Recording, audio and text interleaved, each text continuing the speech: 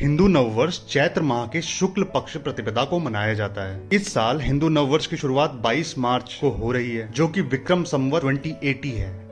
विक्रम संवत को भारत के अलग अलग राज्यों में अलग अलग नाम से जाना जाता है और मनाया जाता है। जैसे कहीं पे इसे गुड़ी पड़वा कहते हैं, कहीं उगादी और कहीं कुछ और। अब हिंदू नववर्ष मनाया क्यों जाता है? दरअसल ब्रह्म पुराण के अनुसार यह कहा गया है कि इसी दिन यानी चैत्र शुक्ल पक्ष प्रतिपदा को ही ब्रह्मा जी ने संसार की रचना की थी। और हिंदू नववर्ष को विक्रमी संवत्सर भी कहा जाता है। क्यों? क्योंकि कहा जाता है कि विक्रमादित्य ने अपने नाम से संवत्सर की शुरुआत भी चैत्र शुक्ल पक्ष प्रतिपदा को ही की थी।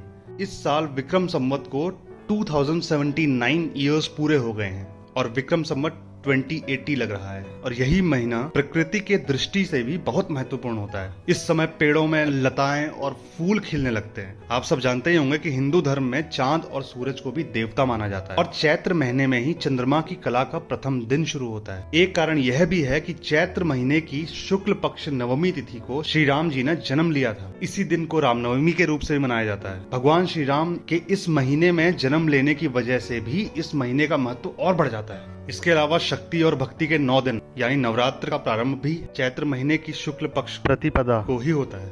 और हिंदू नववर्ष के दिन ही बसंत ऋतु का भी आरंभ होता है, जो उल्लास, उमंग, खुशी और चारों तरफ फूल की खुशबू लेकर अपने साथ आती है। इसी के साथ चैत्र महीने में ही किसानों की फसल भी पकना शुरू हो जाती है। यानी आप कह सकते हैं कि हमारे देश के किसानों को साल की शुरुआत में ही मेहनत का फल मिल जाता है। चैत्र महीने के पहले दिन नक्षत्र बहुत अच्छी स्थिति में यानी शुभ स्थिति में होते हैं। इसका मतलब इस दिन किसी भी कार्य को प्रारंभ करने के लिए यह शुभ मुहूर्त होता है। अब तक तो आप समझ गए होंगे कि हिंदू नववर्ष मनाने के पीछे कितनी बड़ी बड़ी बातें हैं। इस वीडियो को लाइक कीजिए और अपने सभी दोस्तों के साथ शेयर कीजिए।